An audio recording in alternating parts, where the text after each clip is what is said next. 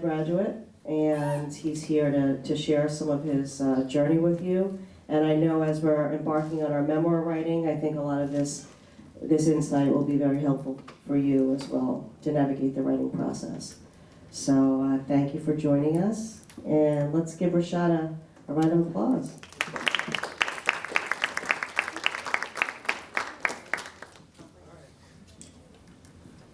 All right, try to figure out how I'm gonna do this again. Good morning. Thank you guys for having me.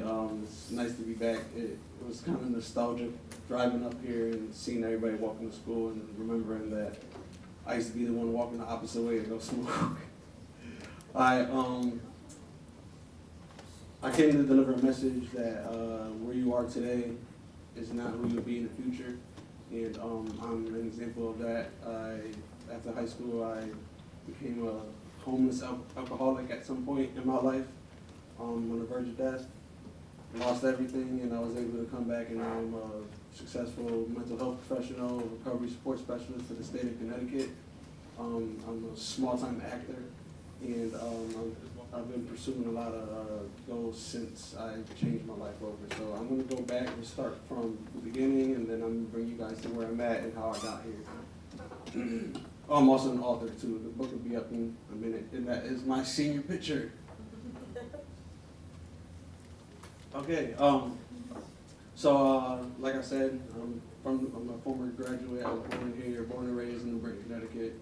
My family's from Pinnacle Heights Projects. You guys might not know what that is. It was knocked down maybe 10, 15 years ago, and now there's a school over there. But my mom's from Corbin Heights, moved over to Pinnacle as well. I actually might know some of y'all parents. But my father was a drug dealer. My mother was a project baby. Her mom was a project baby, and that's kind of all I knew growing up. By the time I was 4 years old, my father was arrested and taken out of my life temporarily, and he was in my life inconsistently after that. We moved around from Pinnacle to Stonegate, actually. We moved to Stonegate after my father got arrested. And when he got out of jail, he ended up moving to California, and that began a cycle of abuse that I didn't know was abuse at the time. I would go visit him starting at 8 years old, and that first summer I went to go visit my father in California. He gave me alcohol, and that was the first time I was ever drunk, and it was with my father, so I never knew that it wasn't what I was supposed to do. My father handed me alcohol, and I figured, well, since my dad's giving it to me, it should be right. And that was the relationship that we had. I never had a father-son relationship with my father. It was more like a friendship and his drinking buddy. My life here in back home, aside from those little vacations that I took, I grew up with a single mother. She had 3 boys in the house. I struggled in school. I had ADHD that was undiagnosed as a kid, and there's a lot of mental health issues that are in the urban community that don't go addressed because they're stigmatized, and people see them as like a downfall, and they don't want that shame on their family. So I struggled through elementary school, middle school, and by middle school I was kind of responsible for myself. I'd wake up, get myself ready for school, go to school, come back. I didn't really have that parent-teacher conference life. My dad wasn't around, and my mother worked second shift, and she didn't really get to take time off to go to my conferences. So I failed. I was enabled to fail throughout middle school, and then by high school I had already developed the habits that were not beneficial to my development as a youth. I played sports mightily. Again, my mother worked second shift, so I wasn't able to play sports until I got to high school. And again, by then I had already developed the habits that did not allow me to succeed in sports. So I had a lot of resentment growing up because of that. I still kind of think back to it, like what could have been, but so I'll go from there. Freshman year is when I started drinking every weekend. By my senior year of high school, I was drinking every weekend, parties, and then throughout the school week, we'd be inebriated at school and leave school, and I did a lot of things that I still don't even understand how I graduated. I did do 5 years. I was supposed to be class of '08. I did an extra year that I then was proud to have been coming back to school. I don't know why, but I was a super senior and I thought I was the coolest person in the school because I was popular all throughout high school, and I came back to be popular for one more year. But it didn't benefit me at all, and I went down a dark hole after high school. So I had my son at 20 years old, cheated on his mother, got with somebody else, had my daughter at 23 years old, and by that time I was already drinking daily.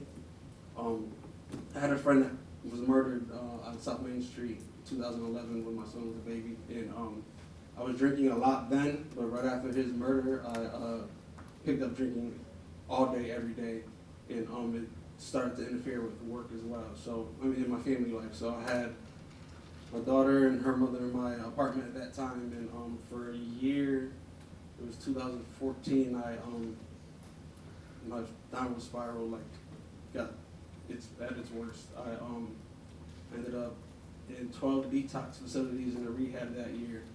My daughter's mother left me, and then I lost my apartment, and that began a cycle of me being homeless and couch surfing for 4 years. I was in and out of 33 alcohol detoxes and 8 rehab programs throughout those 4 years. And then at the end of that stint, I flipped my car over on the highway, being out doing things I wasn't supposed to be doing, and that ultimately changed my trajectory in my life. So I ended up in the hospital after my accident. Obviously, they realized that I was intoxicated during the crash, so the next day they asked me if I wanted to go to treatment. And the day after that, the Eagles played in the Super Bowl, so I was not going to miss the Eagles in the Super Bowl. So I declined treatment. Eagles won the Super Bowl, and I went on a month-long binge that ultimately led to the decision that I made at the end of that February, middle of March. I had lost my last possession. The last possession that I had was my car. I was sleeping in it, traveling to different females' houses to sleep, my grandmother's house, my mom's, my son's mother's, wherever I could find a place. And then I had lost my car, and that was like the last thing that was keeping me from doing everything that I was doing. I couldn't work. I lost my job because I had no transportation, and I was stuck in a hole with like $300 left from my last check, trying to figure out how I was going to make it stretch and feed my addiction. So the alcohol really destroyed my trajectory. But so I come to the end of that month and woke up at my mother's house, and I had 2 of my cousins coming to visit, and one of them was in recovery at that time, and his twin sister was just somebody really involved in my life. And they kind of sat me down for an intervention, and by this point, after that month, I overused alcohol to the point where I would drink and the brain would stop sending signals to my legs, so I couldn't move my legs. And it wasn't like I was drunk and couldn't walk. It was my brain wouldn't send signals, so I couldn't move my legs. So I'd be crawling up and down the stairs. It was really sad looking back at it, but I'm kind of grateful for that because it gave me the strength that I have today. So, like I said, my cousins were at my house. They came and gave me a mini intervention. But before that, I was already planning on trying to get myself right because it was 4 years of struggling and I was on the verge of death. So went to go check myself into a treatment center. By that point, my alcohol withdrawals had gotten so severe that I wasn't able to stay at detoxes. They had to put me in the ER in either a psych ward or a hospital unit to monitor me for seizures because I was on seizure protocol. So when you're addicted to alcohol, your body starts to rely on it, so you can't just quit. So if you know anybody in your family who's struggling and your family members tell them to just stop, just quit, and try to hide alcohol from them and they're severely addicted, that can lead to death. So I've had multiple occasions where I had no alcohol in my system and I've had seizures. I've gone into a coma for 3 days because of my alcohol withdrawals, and I had a lot of other effects. So they ended up sending me to Yale New Haven Hospital, and I found out that I had a liver injury, and I was on the road to fatty liver disease, which usually nobody at 27 gets. And so it scared the hell out of me, and considering the fact that I had already made the decision that I wanted to change my life, it was a lot easier to make that decision after I found out that I wasn't going to make it to 30. So right there, I made the decision to go to a long-term treatment. So all the rehabs that I had gone prior were 1 month rehabs, right? In every rehab I went to, they said the best possibility that you could have is if you go to a 3-month program after this and get long-term treatment. So everything that you learn in treatment becomes a habit and it's not just something that you remember. So after when I was getting ready to discharge, they signed me up for my first 3-month program. I ended up staying there for 4 months, and I was able to acquire all the necessary tools I needed to change my life. People say nothing changes if nothing changes, and I had to change every aspect of my life. So I had to let go of friends that I thought were my friends. I had to let go of old habits and thoughts and beliefs that I had. I began to meditate at the rehab that I was at. I had a lake, basketball courts, everything. I was able to practice meditation. I worked on fitness. Fitness was like the key to the change because the discipline that you acquire through fitness can translate throughout your entire life. So I would wake up early in the morning on days that I didn't want to get up. When it was raining, it was freezing cold, I was tired, sore, and I would force myself to go to the gym, and that helped me build strength within, you know.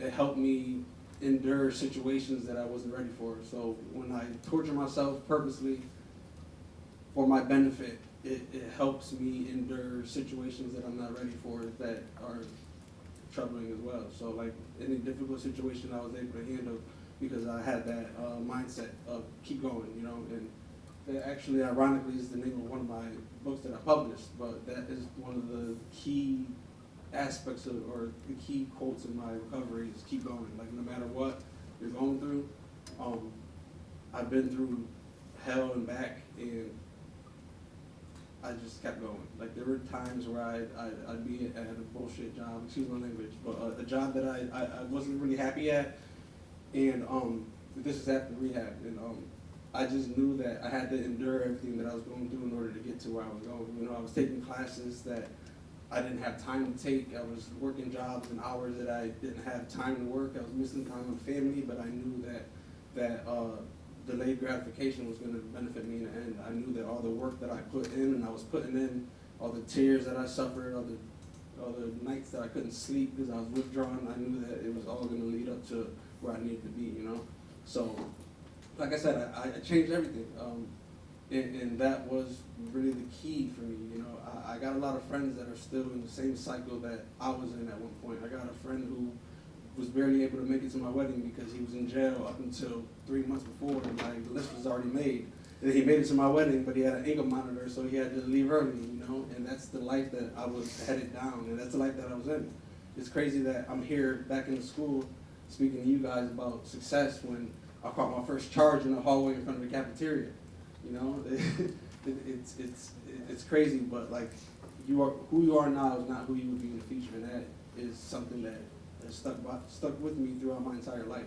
And throughout my process of recovery, I felt like writing was a big piece of that for me. You know, journaling and being able to look at my everything that I've gone through and my emotions at those times, and being able to reflect back and feel those emotions and realize what I was going through has enabled me to be a better person, but it's also allowed me to be more grateful for where I'm at today, because there's times I'm reading passages in my journal from when I was in rehab, and I was wishing that I was married and I worked for the state and that I was an actor. And I mean, there's other things that didn't come to fruition, but I had those dreams, and now that I can look back and see where those emotions were, it makes it more real for me, and it makes it a lot easier for me to appreciate everything that I have in my life and the grind that I went through. Like, I got to where I'm at now, and it's not like heaven. This isn't the best place. Like,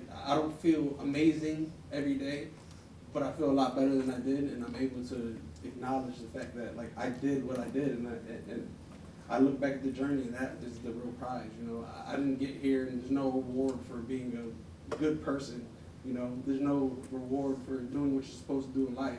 But the fact that I wasn't able to do that in the beginning of my life, and I can look back and read the emotions that I had in the worst times of my life, it makes everything worth it, you know? I wasn't a great student, and I wish I was. There's a lot of things that I wish I would have done. I'm big into music. I'm pretty sure you guys had IJ here, and he was my best friend growing up. We're like family.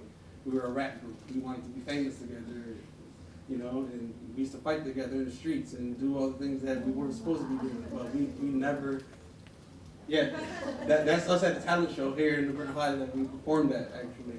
Obviously before his accident, but we were like this. Yeah, so, but like, just this, like, I wish I would have did theater, but because the way I grew up in the projects, I thought that was corny. Like, well, why am I going to be in theater, or why am I going to take acting classes or production? And I wish that I would have. Now, my brother's a rapper, and I'm his hype man. We do shows together, but like, it doesn't feel the same, but I'm still able to utilize all my talent. You know, I used to write, now I write books.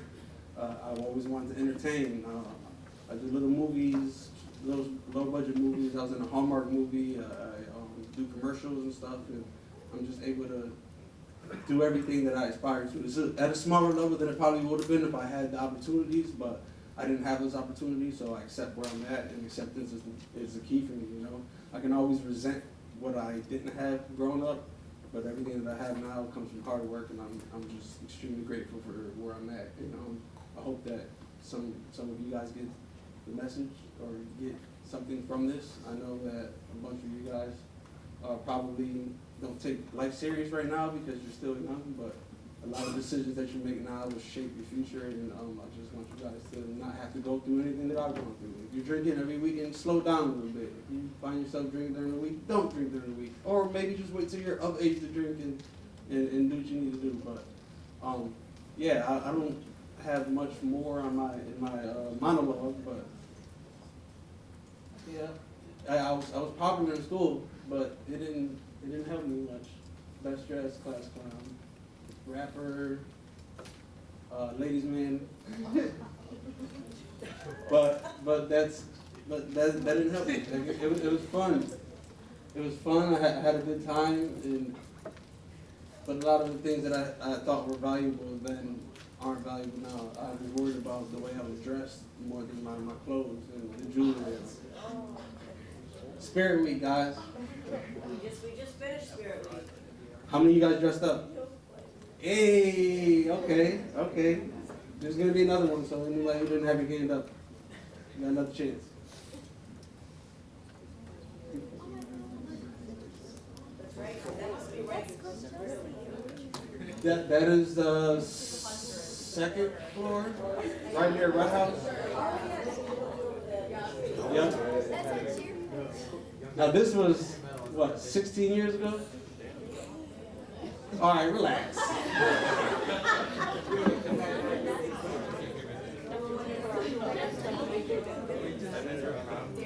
Wacky taxi together. This is now. Growing up, I know I was never able to take trips. We didn't have vacations. I went to go see my dad to be abused, but we never took vacations. And now I get to take my two brothers on the right and my kids to games. Actually going to Philly next month for Flyers game.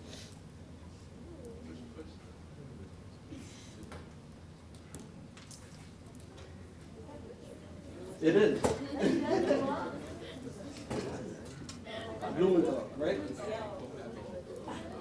It's funny. It's not funny, but probably 3 to 5 minutes after we took this picture, he fell and broke his head.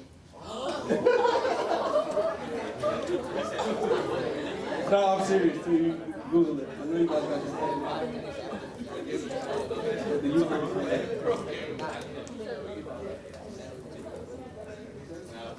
Yeah. So yeah, there's a commercial I did for COVID.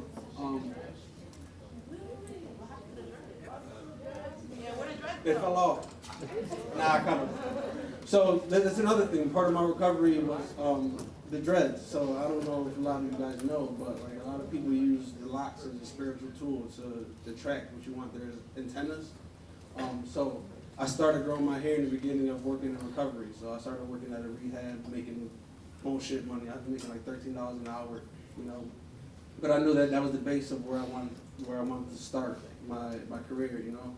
And so I started growing them, and then I cut them last October, a few months after I got hired at the state as a recovery support specialist, because that was like my goal. I had gotten engaged, I had gotten my dream job for the dream organization that I wanted, and life was going well, so I felt like my antennas had served their purpose, and it was time for a new beginning of my new life. So yeah, so fresh start, and a few months after that I got a promotion. Now I'm a mental health professional in Waterbury for the state, and yeah, and I do commercials and small time movies. That's my the Hallmark movie I made an appearance in, Ghost of Christmas Always, if you guys want to check it out. I don't say anything, but the money was okay though. But there's I got a movie, Bloodsuckers, on Tubi that just came out like 2 weeks ago. It's a low budget movie, but I got words in it if you guys want to see it. And Tubi's free too, you guys know that. So check me out. Bloodsuckers with a Z at the end. This was a month and a half ago, I got married. Another goal that I had that I didn't expect, I didn't even know I was going to be alive. Everything that I get now is bonus, to be honest with you guys. But this is my oldest son, Rashad Jr., Aiden, my youngest son, and my daughter, Maya, on the left, and my wife, Brianna. Again, trips. Like, for my honeymoon, we went to Arizona and then Hawaii. Never thought I'd be in Hawaii in my entire life. I'm running projects. Like, my mom worked at Walmart.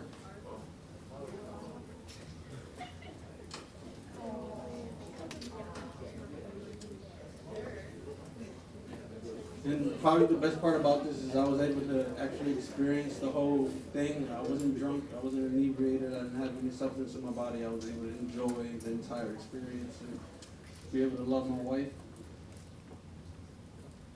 And then those are my 2 books. They're available on Amazon if you guys wanted to check them out. You can read a few chapters for free, I believe, if you got KDP. Amazon Prime. Oh, if you got Prime, you can, I think you can get the digital one for free of Sui Generis.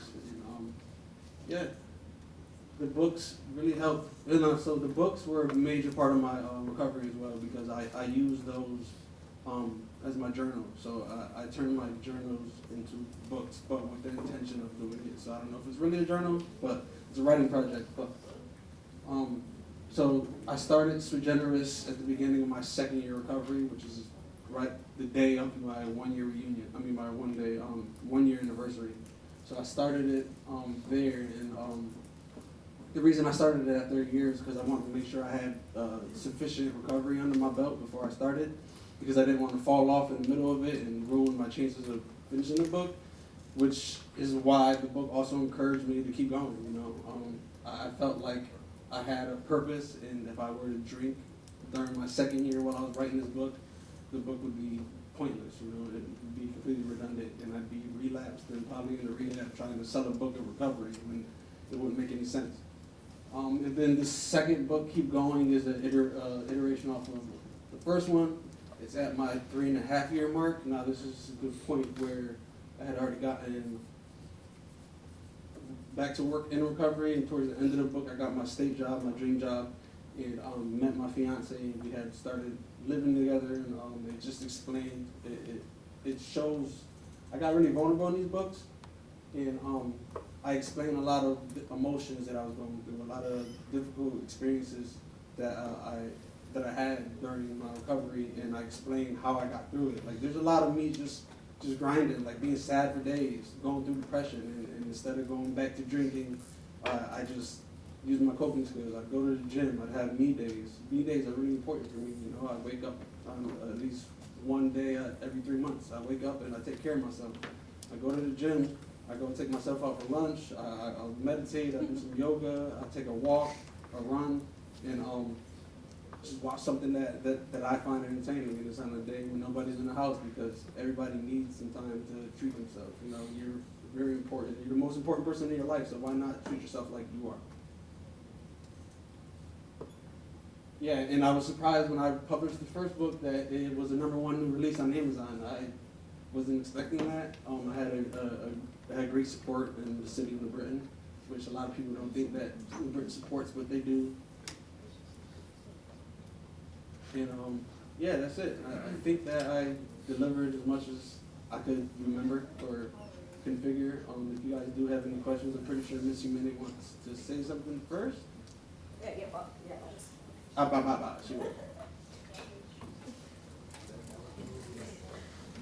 Okay, we have plenty of time here for Q&A, and I will say that I read Rashad's first book, and it's excellent. It's riveting. It's very very heartfelt.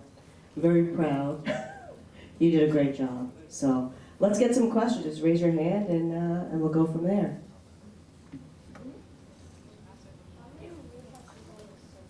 How many years have I been sober? This coming March, it'll be 7 years, so I got like 6 years. Thank you. Every day is a struggle, but I'm making it. All right, that's it. How has your relationship with your father changed over the years? Like, are y'all good or? Our relationship is, how has my relationship with my father changed over the years? It's changed in the way that I don't hold any grudges towards him anymore. My new life has allowed me to develop acceptance and forgiveness for him. I've reached out to him and tried to connect, but he has been the way he's been for as long as he's been alive, and he's older, so it's hard to try to change somebody from what they're accustomed to. And he's not really emotionally open or available, so it's hard to reach him. So our relationship has developed in a way that I just don't involve myself with him, to the point where he wasn't even invited to my wedding. And it's okay, you know. I accept that, and what he's done has made me a better father. So I don't even really hold any more grudges towards him anymore. Has your relationship with your father made you want to better your relationship with your kids? Has my relationship with my father made me want to better my relationship with my kids? Yes. Well, not that it's made me want to, but it's just, yeah, I guess, yeah, it did, and it's enabled me to be a better. I just always wanted to be better than my parents, you know. Not that they're terrible people. I mean, it's arguable with my dad, but I just wanted to be better, you know. I seen my mom struggle, my grandmother struggle, my dad with his issues, and my entire family struggle. Nobody's ever owned a house in my family, gone to college, so I didn't have those aspirations. So the fact that I was able to struggle and not have that parental guidance growing up has forced me to be that. So like my son Rashad Jr., he's an academic All-American athlete, you know, and I've never received a award in my life, you know. And my daughter plays golf, my youngest son plays sports, and my kids play sports. Like I wanted to play sports as a youth, but I wasn't allowed to, you know. I didn't have that opportunity to. So my father's relationship with me has definitely made me a better father, and I wouldn't have been this person that I am if I didn't go through all the things that I went through. And it's crazy because like I look at my sons, I got a 7-year-old right now, and it's like he'll be 8 next month, and like that's the age that my father gave me a bottle of Hennessy and some Pepsi, and I just can't even fathom that. And my 13-year-old, I couldn't even give him anything. I couldn't even think about it. So yeah, it's made me want to be a better dad, and it's absolutely enabled me to be a better dad. Looking back at how you were introduced to substances, how would you help your children navigate adolescence when it comes to that? So the way that I went through, or the way I was exposed to substances, how would I prevent my kids? Or Yeah, like going into adolescence, you know that substance abuse is really introduced like in schools and environments. Now, how would you help them navigate? how would I help them navigate being exposed to it now? Okay.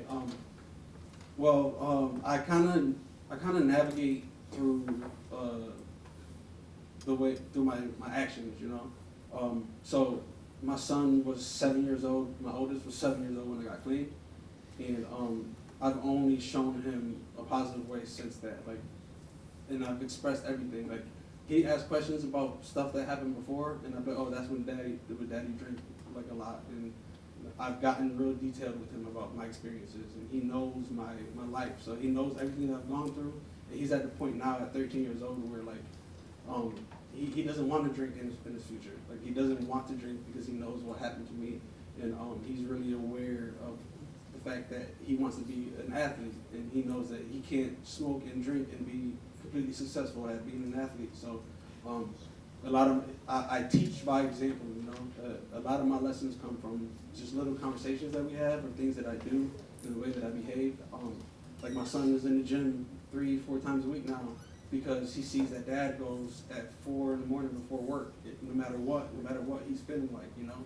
So but as far as my professional knowledge, I mean, I have the resources to help my kids if they fell down into the trap. But I heavily express my feelings towards drugs and alcohol to my kids now that they just got the message, you know. They just look at it. Even my 7-year-old's like, no, dad doesn't drink, I'm not gonna drink, you know, and it's good. I mean, at some point he might want to in the future, but he has the knowledge that it can go a whole nother way, and he has an example, you know, and he can come and talk to me like, Dad, listen, my friends have been drinking and been smoking and doing this, and I can just give him advice, you know. Felt like I rambled on that, but. My question is, what kind of mindset do you have to prevent you from going back into that limbo period? Growth mindset. So my recovery hasn't been focusing on not doing drugs and alcohol. It's just been focusing on being the best person that I can be. So in essence, that includes not drinking, not using drugs, and not being around toxic people, or people who handle their lives in opposite of me. You know, I only surround myself with winners now. I try to, and but like my mindset has just changed the way that I look at the world. So like me drinking isn't even really a thought. Like I would love to drink. Like there's days where it's beautiful outside and like I want to drink. My friends are people that I see all over Facebook and Instagram drinking and stuff. But my lifestyle doesn't allow me to do that because I have to be present and I have to be vigilant in all of my choices because it can lead me back to where I was. And I'm not trying to go back there, you know. I was on the verge of death. I lost everything, and I have everything that I wanted when I was sitting in those rehabs, wishing for my life to change, you know. And that helps a lot as well.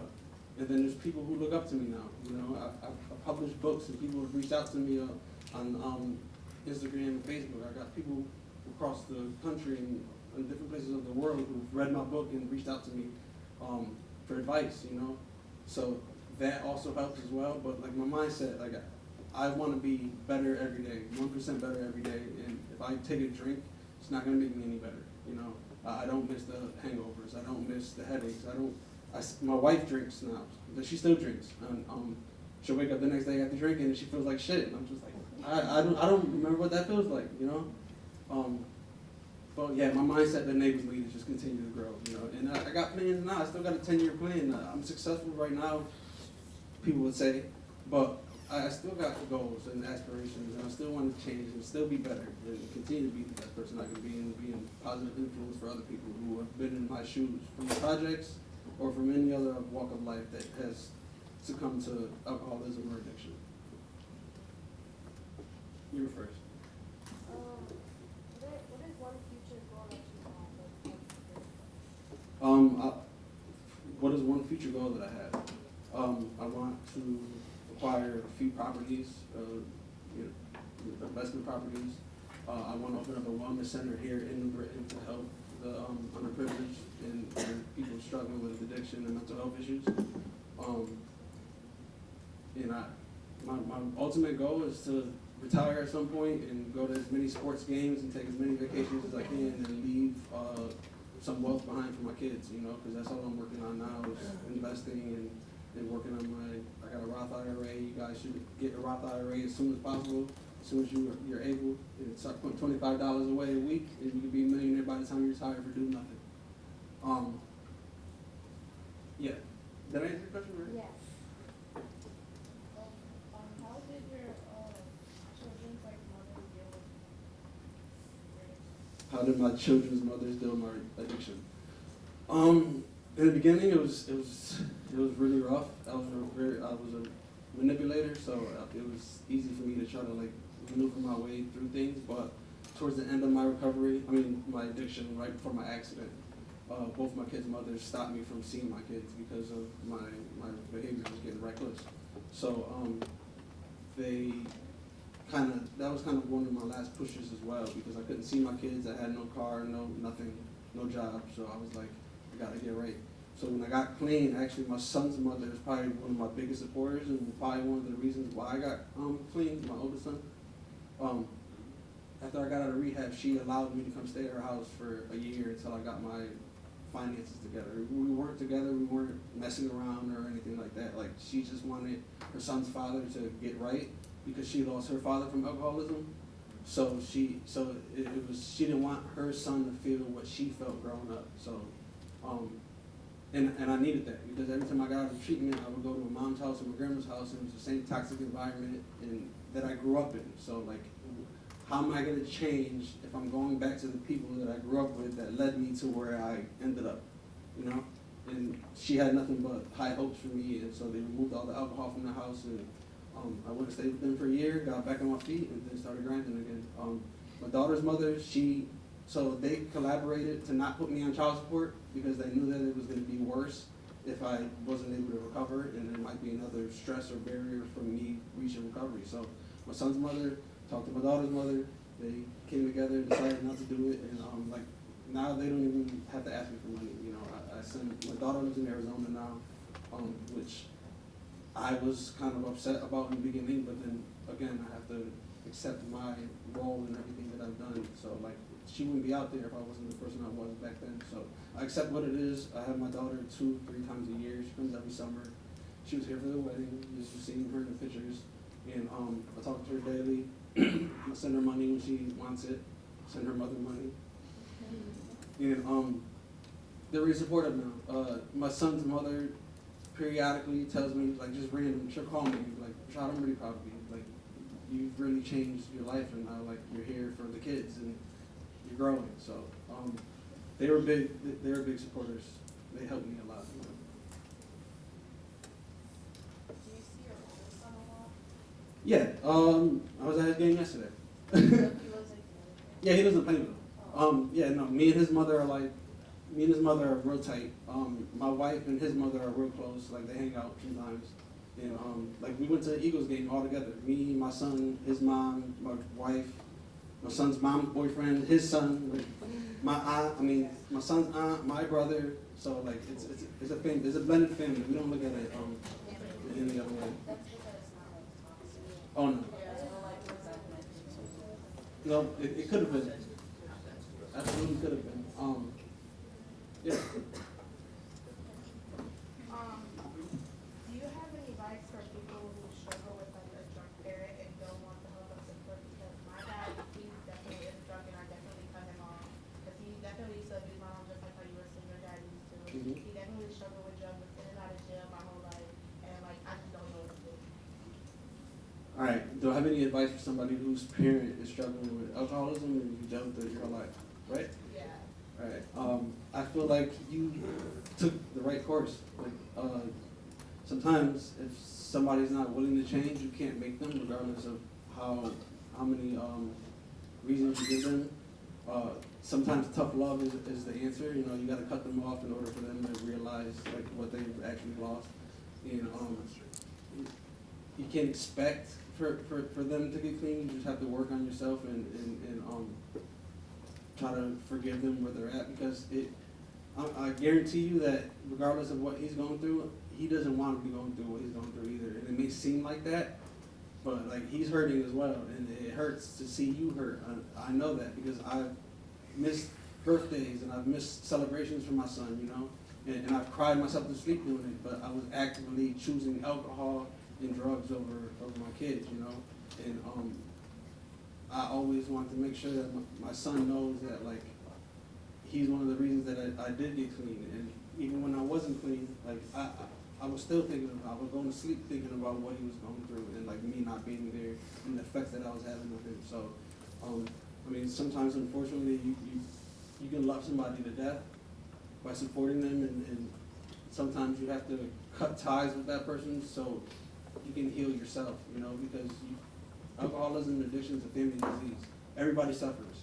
And until you're able to healthily cut that off and understand that, like, that person's not going to change. I can love them how I'm going to love them, but I can't expect them to give me what I want from them, you know. It's tough, and I know, I'm sorry. You know, I've gotten phone calls, and my son's mother told me that there was nights when my son was crying that he misses daddy because I wasn't there, you know. And, like, it hurts to think about that now because of the person that I am with my kids, but it was real, and that's what it was. And I'm truly sorry. But made me cry. What would you say to yourself, like your high school self, if you met him right now? That's the first thing I What would I say to him? Yeah. What would I say to myself my high school self, if I met him today as the person I am? What I would say is well, what grade? I need a grade. That'll help. Senior? Yeah, senior. All right, senior year. I would probably tell myself that, like, I know that you think that knowledge and education isn't important and following your passions, but definitely pursue them. You know, I would have told myself to go to college, and I would have told myself to continue to be disciplined. You know, I learned discipline in sports and athletics, but I never really applied that to my life. So I would tell myself to focus on your passions and go to school and stop drinking. Was you around like a functioning alcoholic or? You know, honestly, I don't know. People always ask me if my dad was an alcoholic. I think he was because, I mean, when I would go visit in California, I mean, he'd drink a few beers every day.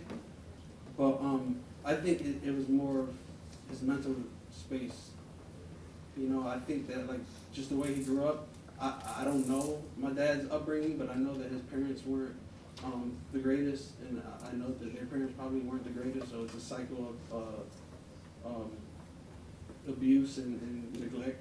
But, I mean, if he's an alcoholic, he's definitely a functioning alcoholic, you know. Yeah, but yes, he was functioning.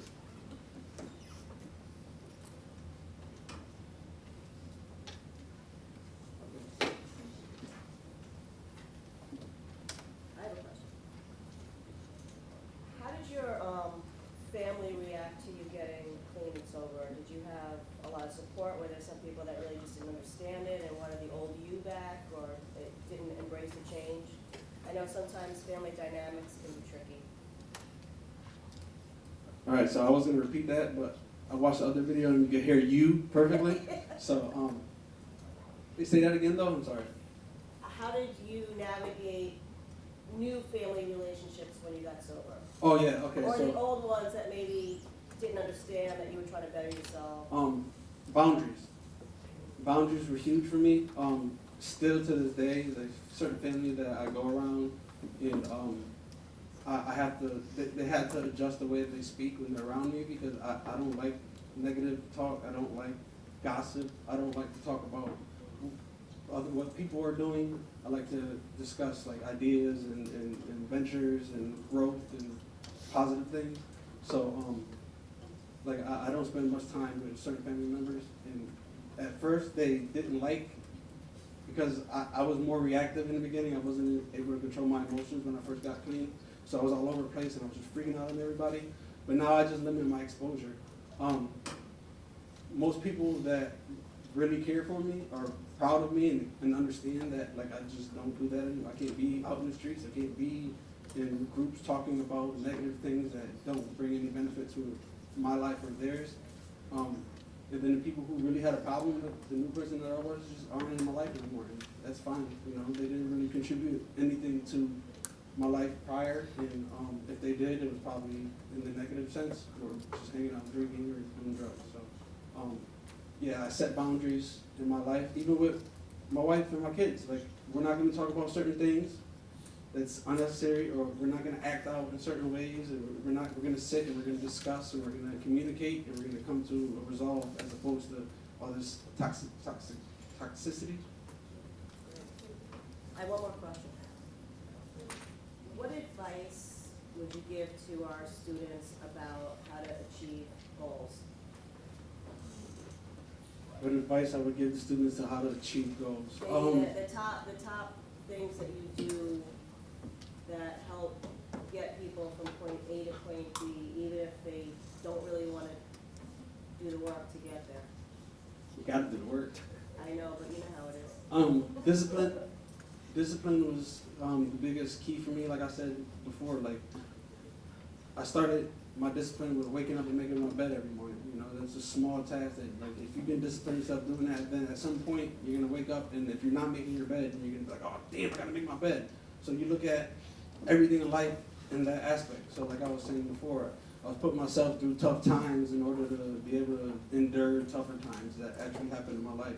You know, and I set small goals that lead to bigger goals, and I felt like having checklists throughout my weeks was really important, you know, and even if it was just little things that you knew you were going to do throughout the week and checking them off, your brain gets the same endorphin kick. Like, you still get that excitement when you check it off, even though you were going to do it anyway, but that helps create a habit. So like now I got small lists. I got small goals for like the year. I have goals every year, you know, that keep me on track to where I need to go. And the discipline is the biggest key of that. You know, fitness is the key to my recovery. You know, I make sure to stay disciplined, and it keeps my mind right, and it keeps me motivated, and it keeps me hungry for more. And yeah, discipline is key. Discipline and acceptance as well. You know, you're gonna fail, and failure is just proof that you're trying. You know, you can't fail unless you try, and failure is part of the journey. You know, I'm clean now. I'm 7 years. I work for the state. I'm doing all this, but it wasn't a straight line. It was a roller coaster of events that I've gone through, and I had to endure. And I could have given up at any point, and I wouldn't be here speaking to you guys. I could have went back and started drinking because I was sad one day, or because I was angry. But I disciplined myself in order to use my coping mechanisms to endure through these challenges and to continue to strive for my goals. So, discipline and acceptance. In the short answer.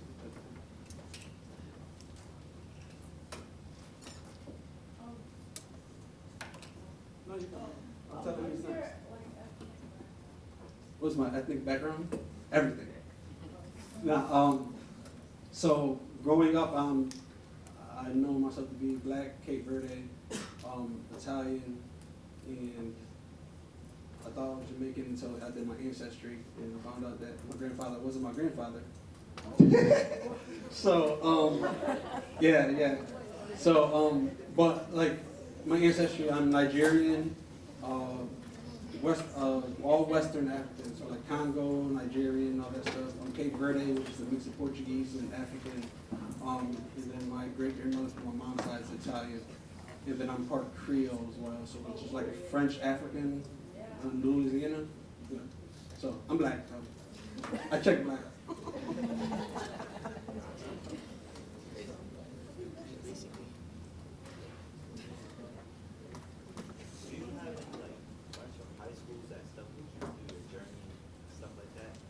IJ. Well, he's not there, but he was up there at one point. I have a few friends that stuck with me through my journey. A lot of them, the good ones, actually stopped talking to me throughout my active addiction because they didn't want to see me how I was, and they didn't want to enable me or support me in my downfall. So like a lot of them came back after and was like, bro, like you hurt my feelings when I used to see you. Like they would be driving by me and pick me up, and I was coming from the package store at 9:30 in the morning, and it hurt them, you know. And then they came back, and now they're proud of everything I've gone through. And I get support from a few, but I support myself, and that was the most important thing: being able to love myself and being able to go through everything without needing the support, but having the support and able to just as another a boost, you know, for my life. But yeah, a few friends. IJ, me and him actually still work out in the gym together, and we talk. And we're actually thinking about starting like a talking group where we go to different, speaker group where we go to different places and give speeches together as a tag team. So, going back to our youth story, what part of your life were you in when you found out about him and how that affected? Yep. So my worst years of struggling were 2014 through 2018, right? He crashed, I think it was 2017 in the spring. And I had gotten out of rehab that January or February, and I think I was clean for 2 months when he crashed. And I relapsed right after his accident. I remember I was working at a school, and it was right around, I think it was spring vacation, so we had a whole week off.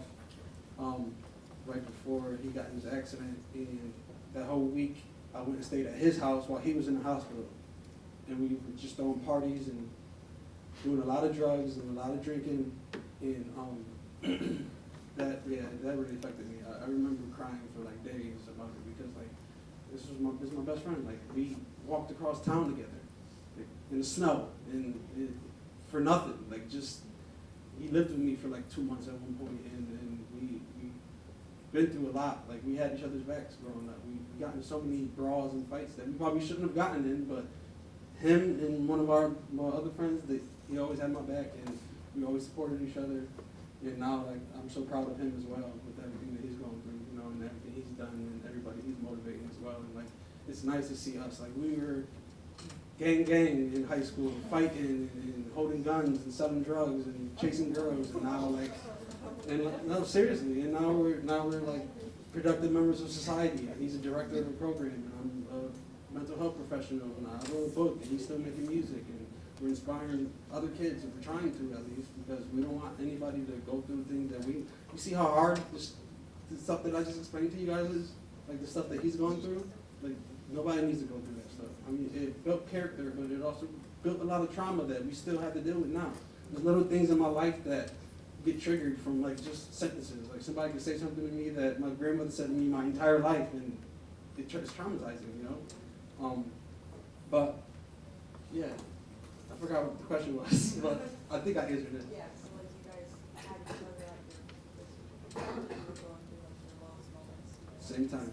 Yep. And then are your kids close to like your kids and his kids? Yeah. So our kids are as close as they can be.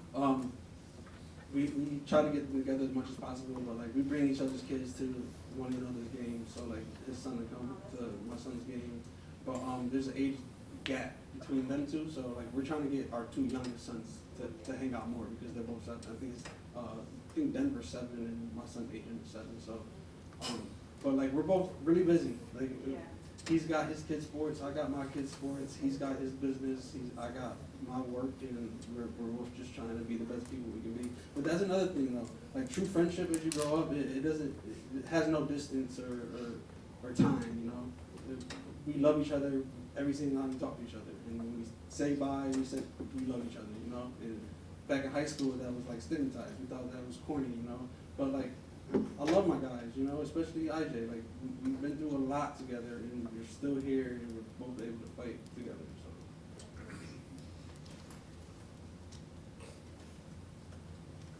So I was wondering if you had any advice to all the writers in the room, right? Every student who writes is a writer. And so they're working on their college essays or memoirs. So are there any tips about writing or the process? Or even just getting started, because that blank page can be one of the hardest things anybody faces. Well, any writer faces. So do you have any tips or advice for our writers? Yeah, just write. No, seriously, write. It's hard to get started, especially when you what is it, paralysis by analysis? And you think too much about it, and you're trying to get it perfect. Like, just write it down. Like, my books, my music, anything that I do, I write. I just write it down. I write it down, and then if it needs to be corrected, you can go back and revise it, you know. But like, get those emotions out. And like, as far as the memoir goes, like, being vulnerable is really important because, I mean, it's not only good for you to get that out and be able to read that back, but if you're trying to send a message to somebody else, that's a way that you can connect with somebody, you know, being vulnerable. Like, the fact that I'm vulnerable throughout both my memoirs, it enabled people to reach out to me because they felt the connection, because they shared a similar experience that I had, you know. And there's a lot of times where I didn't know that I shared an experience with anybody. I thought I was suffering by myself. I didn't think anybody felt or thought the way that I thought until I started going to treatment and talking to other people who have had recovery or was in recovery or keep failing, and I was learning from them, from their experiences. But okay, he's not clean, he's 50 years old, and he's still going through this stuff. I'm not going to do any of the things that he's doing, but this person's been clean for 20 years and works in recovery and has a lot of advice, and I feel like that's the person that I'm going to follow. I want to ask the students a quick question. Raise your hand, right? This is a moment for you to be vulnerable too. Raise your hand if you have a hard time getting started with any writing assignment. No, like honestly, put it out there. How many of you have a hard time just getting started? The first sentence, the first word, the first idea. Look around the room, right? Me too. So the advice was no matter, just start. Yeah. Okay? Just do it. How many times have you started things, right? Oh, many. I had like 30 book ideas before I came to the idea of the book that I was actually going to write. So how did you choose that? Because that's the other hard part of writing, right? Or the memoirs you guys are going to write or your college essays. How do we choose where to start? I chose where to start when I realized the message I wanted to deliver. So I realized that I wanted to share a story of change. So I kind of started at the genesis of the change of my mindset. Yeah, so like, it's funny, but a lot of my writing, aside from the memoir, but when I write essays or something, I really just go back to the basics of what I learned in school, you know, and I just, what is that, graphic organizer? Yes. Right? Yeah, that helps a lot. Like, it seemed tedious when I was in school, but it really helps a lot. It has everything that you need to write down is there. It's small notes, and then you can just build off of it and you continue to go from there. But the memoir, for me, was just like a view into my life that I felt like a lot of people could benefit from. I think that answers.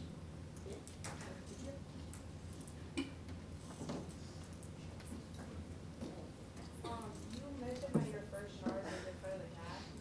What did you do? I started a fight. I threw the first punch in the fight that turned into a brawl, and I got, I think, inciting a riot charge and like 4 counts of assault. I think 2 teachers got injured and the security guard. Yeah, I don't advise it.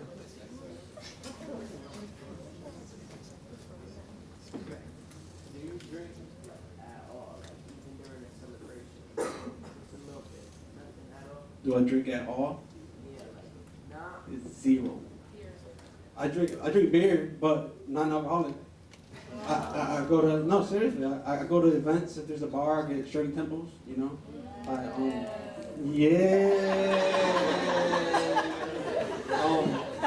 Nah, seriously, I don't. You get more used to it too. Like in the beginning of my recovery, I was not dancing in front of a crowd. There's no way in hell you were gonna give me a dance. I was so nervous. Like, every time I danced up until I was 27, I was drunk. You know. So it was hard, but I went to a wedding, and then I went to another party, and then over time I got used to it. And then you realize that, like, everybody there is drunk. Nobody cares what you're doing. They're drunk. They're worried about having fun and stuff. Like, nobody's looking at the way you're dancing. You're the only one that's going to be thinking about the way that you dance. But, yeah, no, I don't drink alcohol. I haven't even had a sip in almost 7 years. I think about it a lot, but discipline.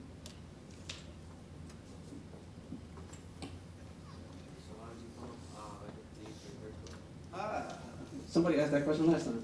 How did I come up with the name for my first book? So, Sui Generis? Oh, I'm sorry. Ah! I know. No, so, Sui Generis means unique in like a long way, but it means unique. And I realized that my recovery was a unique pathway because a lot of people do like NA or AA, and I use a holistic approach. So I decided to change everything in my life in order to change what was wrong in my life. So I felt like it was a unique twist on recovery, and like the word I actually got from a Word of the Day app. So you gotta utilize that too. But because I want to grow in all ways, my vocabulary, my mind, what I know about the world, everything. So I got a Word of the Day app, and that popped up in my app one day. And I was at work, and my coworker was like, "Oh, you should use that for your book." And I was like, "Maybe I will." And then I did. So, but yeah, it means unique, basically. And then the second book, Keep Going, is my quote for life. Like, just keep going. And I felt like it was, like I said, it was a continuation of my recovery. So I'm still going, and I'm going to continue to keep going. Do you have a title for your third book? No, I don't. I do that last. Yeah, I do that last, and I do the chapters last. I go back and read the chapter and try to get what chapter is about, and then I name it. But yeah, the book, I got an intent on the message that I'm trying to deliver, but depending on how it's delivered is the way that I just decide to name the book.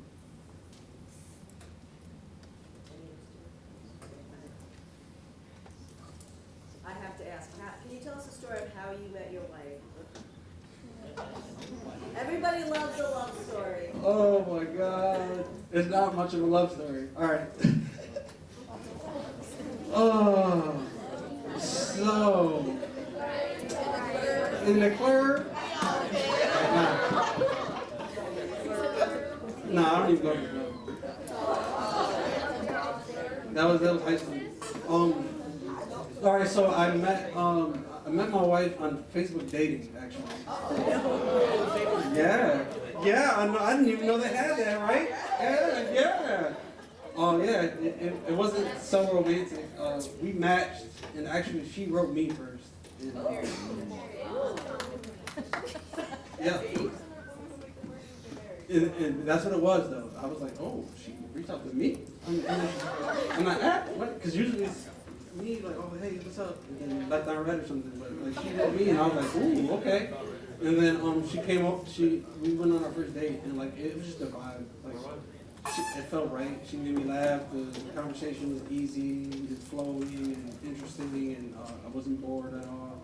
So then I invited her over again, and then we ended up. Actually, it moved really fast. We moved in together probably 6 months after we got together, and then it's been 4 years, and we're married, and yeah, Facebook dating.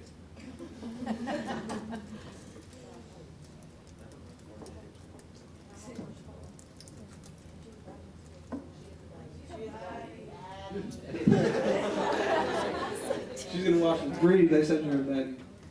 Oh, yeah, you're a man. I was talking about camera. Yep. Oh, you have a question? How did like she deal with like you having like two like other dating?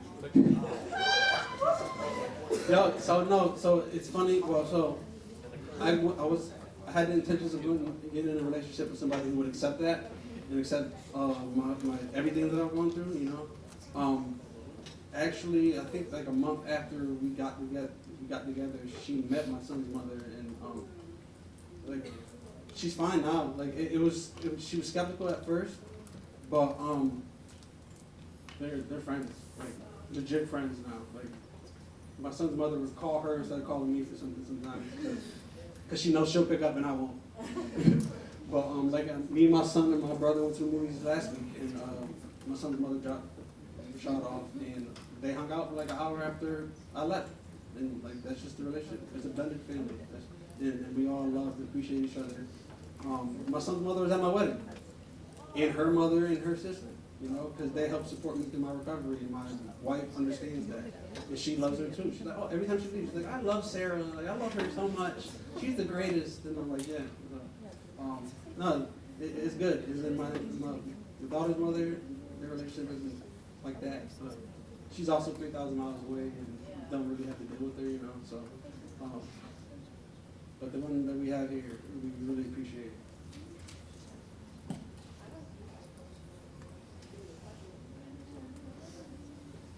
Did you have a question over there? Somewhere, I thought I saw it. Yeah? Oh, that wasn't a serious question. Alright, so why are you an Eagles fan? Like, why are Go Birds! why are you a Giants All fan? right, so I'm an all Philly fan. So my dad's from Pennsylvania. He's from Adequipa, Pennsylvania. And when I was little, one of his first cousins that's like his age moved out here when I was maybe like 4 or 5. And he had a Eagles basement. And he was a huge Eagles fan. So like, he was more of a father figure than my dad actually was. And then I grew up with him, so he kind of influenced me. And so like my short answer usually is because of my dad. But I just told y'all I don't really like my dad, so I'm gonna give you the exact reason. It's because his cousin influenced me. And my family's from Pennsylvania. That's a serious question. What you talking about? Now I got an actual serious question. Would you say like your brother was like an important influence to you throughout your life? My brother? Yeah. I got 6 brothers.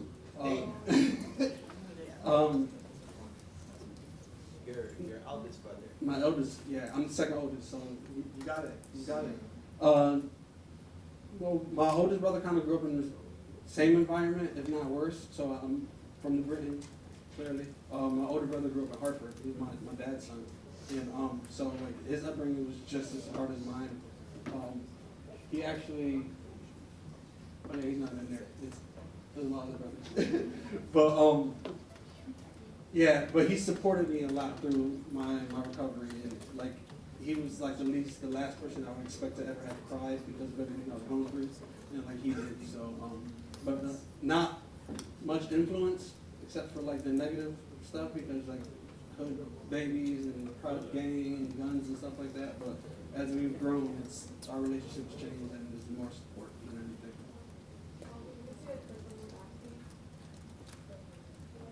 Can they see a clip of me acting? At the end, I'll try to pull it up. It might be blocked, but Okay, yeah. I'll try to pull it up, sure.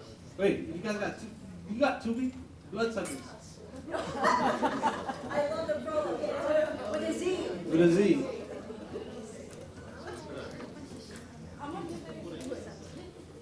I'm not gonna disclose this, but I made more for commercials than I did for that. That was just Tubi movie. That's more for my portfolio. I did a 30-second commercial that I made 7 times more than that.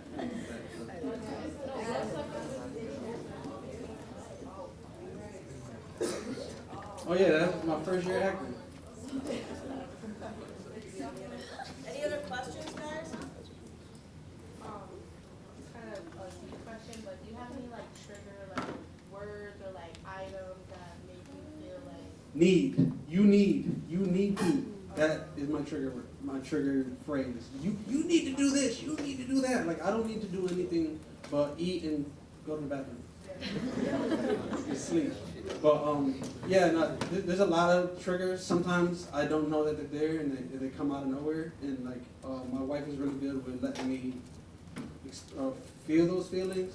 I'll take space, sit down. Where the hell is this emotion coming from? Where does it stem from? Try to think of my past, try to figure out where it's from, and then go and communicate that with her. You know, and in the beginning, she thought that I was just trying to find excuses. She didn't realize that I'm trying to figure out myself as I'm doing this process with you.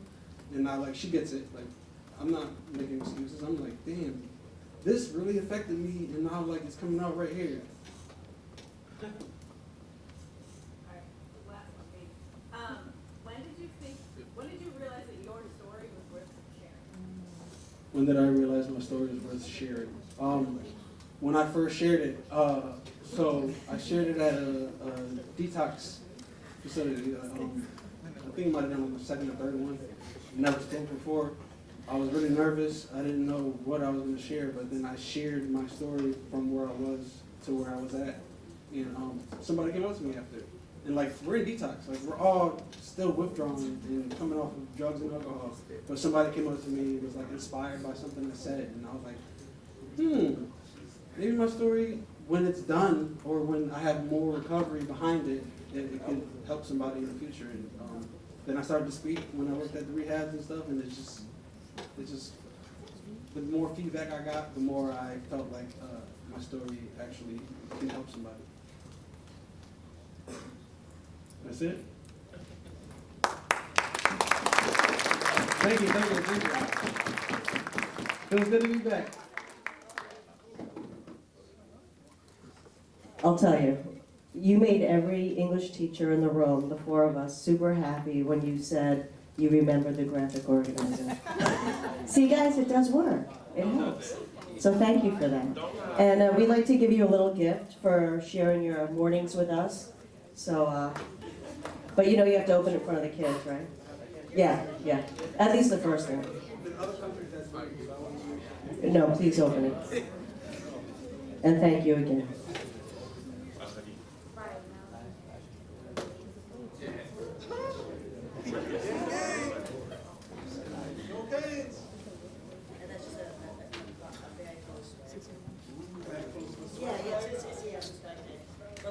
Anna's gonna get a picture of you.